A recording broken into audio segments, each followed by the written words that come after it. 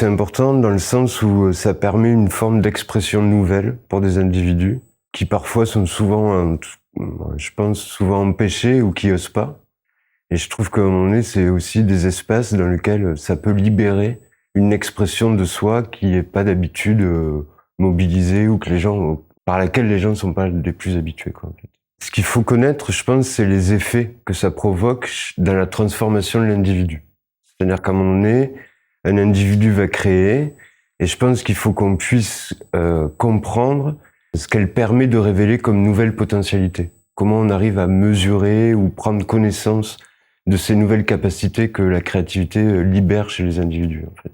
Là, moi, je pense que les artistes doivent être au plus proche de la population, pour que du coup, les personnes qui n'ont pas un centre d'art ou des artistes à proximité puissent, eux, découvrir aussi tout ce qu'est la dimension de la créativité, parce que les artistes vont à leur rencontre au plus proche de leur lieu de vie. Le mot qui relierait tout ça, pour moi, c'est atelier, finalement. Il y a un artiste qui possède un art, qui va transmettre quelque chose qui va permettre de libérer la créativité des individus, dans laquelle ils vont pouvoir trouver une nouvelle forme d'émotion. Et moi-même, aujourd'hui, qui accompagne les artistes autour du fanzine, je vois bien que ça libère chez moi quelque chose que je soupçonnais pas, qui est une sensibilité à l'art graphique, j'aurais tendance à dire.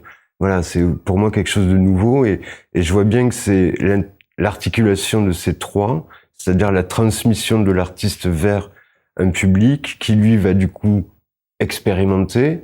Mais je trouve que c'est la notion de passage, finalement, de lien, de médiateur qui est comment, à un moment donné, je me place entre l'artiste et les habitants et la population, et comment, à un moment donné, on fait ce chemin ensemble, ou comment j'organise pour que ce chemin soit possible pour les individus. Donc, c'est ce rôle de passeur, peut-être, entre les artistes et les personnes qui n'ont pas l'habitude soit de faire, soit de découvrir, etc., quoi. Un rôle de passeur, d'intermédiaire, quoi, en fait.